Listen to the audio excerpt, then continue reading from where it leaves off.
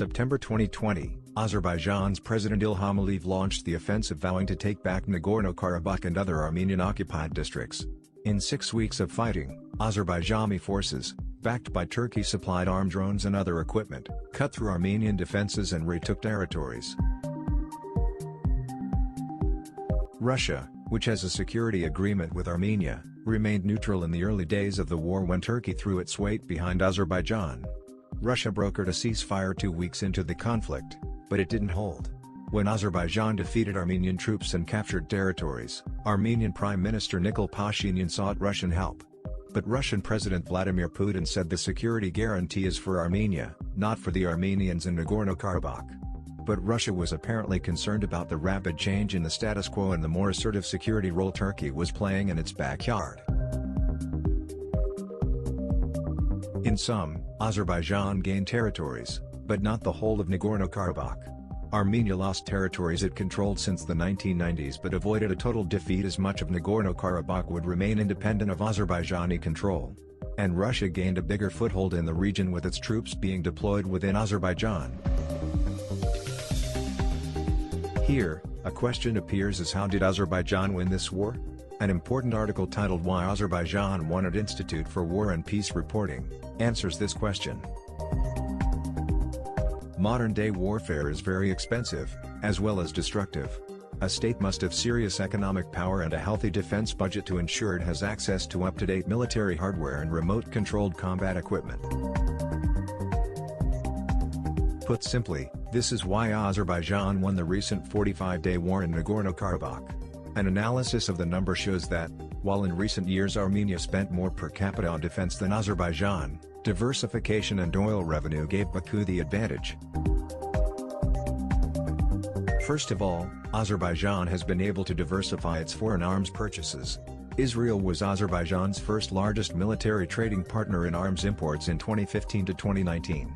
Its share of Azerbaijan's arms imports during that period was 60%, with Russia providing 31% and Turkey 3.2%. The remaining 5.8% was divided between Ukraine, Belarus, Pakistan, and China. This allowed Azerbaijan to modernize its weapons fleet. The use of weapons such as TB2, a Turkish medium-altitude long-endurance unmanned aerial vehicle, and the Israeli Heron TP drone played an important role in swinging the war in favor of Azerbaijan.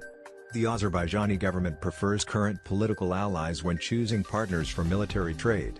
Thus Russia was its main partner in 2010 to 2015, with Azerbaijan purchases of military equipment accounting for 5% of exports, Israel in 2015 to 2019, and Turkey in 2020.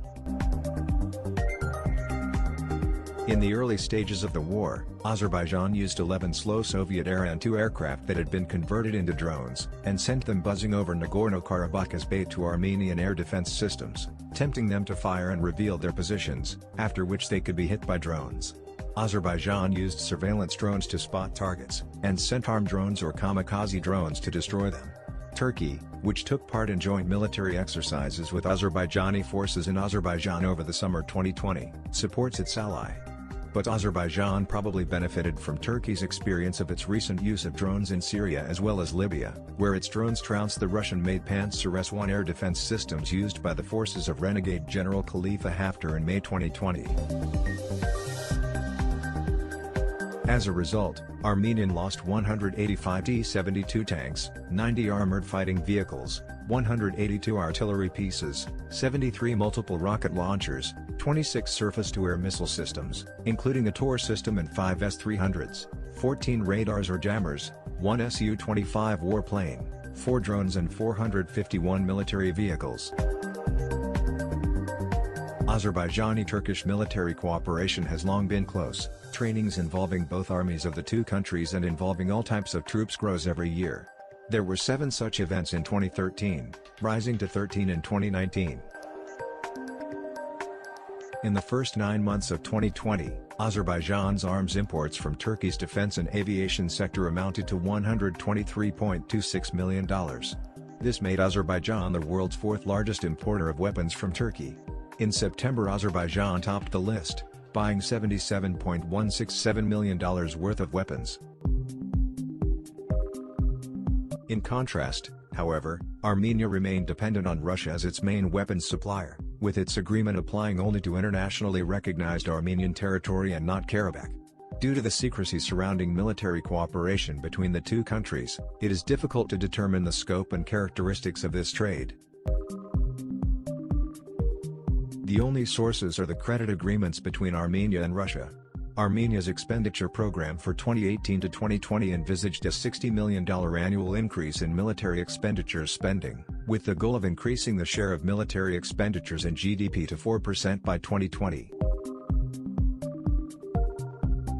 In 2017, Armenia's military expenditure amounted to $450 million and a 3.6% share of GDP. Part of its arsenal consisted of outdated, even Soviet-era weapons, with a heavy reliance on tanks and artillery. 2 weeks before the start of the latest Nagorno-Karabakh war, Minister of Defense David Tanian told reporters, Armenia has twice received loans for the purchase of modern weapons and military equipment. Under the first agreement, $200 million worth of weapons and equipment were delivered to the country. The process of signing another $100 million loan agreement is underway. Azerbaijan's military spending depends heavily on its oil revenues. When oil revenues peaked between 2010 to 2015, most of the money that the State Oil Fund of Azerbaijan Republic transferred to the budget was used to fund social and military projects. Azerbaijan's increase in military spending forced Armenia to follow suit. But while the oil-rich Azerbaijani economy did not suffer unduly, this became a significant financial burden for Armenia. This in turn affected the mobilization of the Armenian army, as young people of fighting age left the country in large numbers to seek work abroad. Armenia spends proportionally more on the military, but this is to be expected given that its GDP is 4 times less than that of Azerbaijan. Last year, Armenia's military expenditure amounted to $673 million while Azerbaijan's was $1,850 million. This meant that per capita military expenditures in Azerbaijan last year amounted to $184, compared to $232 in Armenia. Ultimately, it was Azerbaijan's superior military that won them the war and forced a deal on Armenia that saw them lose control over the cultural and historical capital of Shusha alongside several parts of Karabakh and surrounding territories that had been under Armenian control since 1994. Armenia must withdraw from these territories, while Russian peacekeepers will monitor the ceasefire, mainly through the Lakan corridor, one of 2 main supply routes that connect Karabakh to Armenia. According to the Global Firepower 2020 report ranking the world's strongest armies, Azerbaijan is 64 out of 138 countries. Armenia is ranked at 111th. Given these figures, and in the absence of a diplomatic or negotiated settlement, Baku always had the military advantage.